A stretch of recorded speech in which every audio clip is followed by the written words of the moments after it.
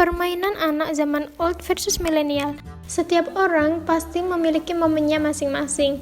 Ada yang tertarik dengan permainan tradisional zaman dahulu, dan ada juga yang tertarik dengan permainan modern zaman sekarang yang berbasis Android atau smartphone. Nah, bagi kalian lebih tertarik dengan permainan zaman dahulu atau permainan zaman sekarang yang menggunakan smartphone?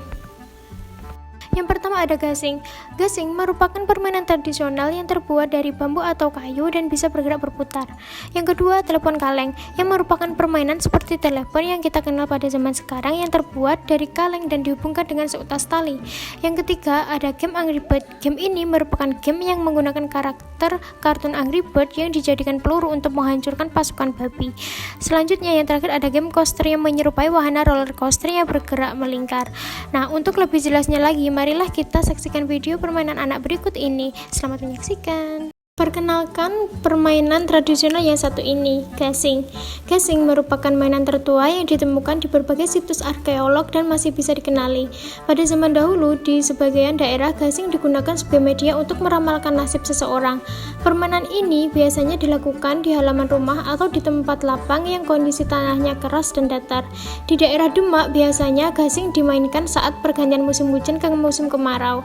Masyarakat Bengkulu ramai-ramai memainkan gasing saat perayaan Tahun Baru Islam atau pada 1 Muharram.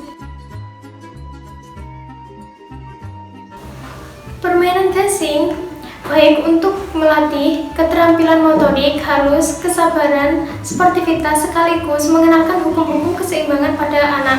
Tak disangka dalam permainan gasing ini diterapkan beberapa prinsip fisika dalam proses permainannya, bahkan pada setiap perputarannya.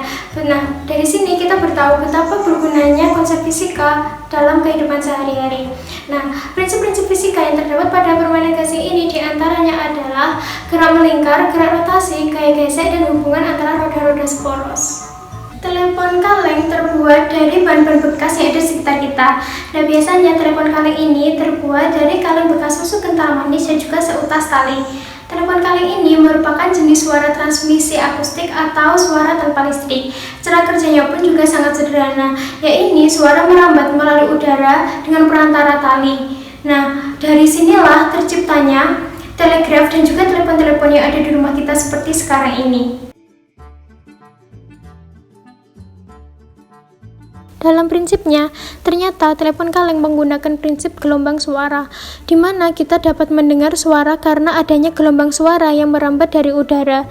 Pada telepon kaleng ini, gelombang suara merambat melalui benang yang ditenggangkan, sedangkan pada benang yang direnggangkan atau dikendurkan, kita tidak dapat mendengar suara teman, karena tidak ada gelombang suara dari sumber suara yang merambat melalui benang ke penerima suara atau pendengar.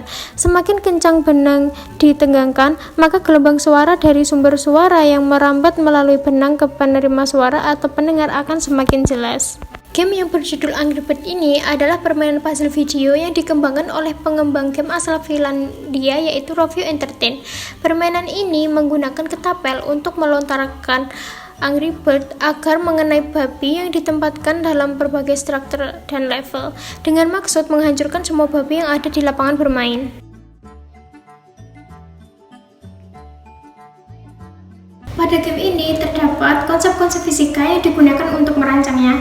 Nah, konsep-konsep fisika yang digunakan untuk merancang game ini ialah adanya hukum Hooke, gerak parabola, hukum kekekalan energi, adanya tumbukan, momentum, dan juga impuls. Crazy Coaster Dilap merupakan game yang pada kehidupan nyata menyerupai wahana permainan roller coaster yang ada di tempat hiburan.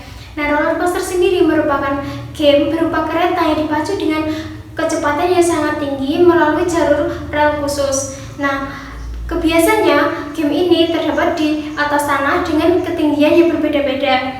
Pada game tersebut ditopang menggunakan tiang penyangga yang mempunyai tinggi berbeda-beda sehingga membentuk lintasan khusus yang dapat dilewati oleh kereta tersebut.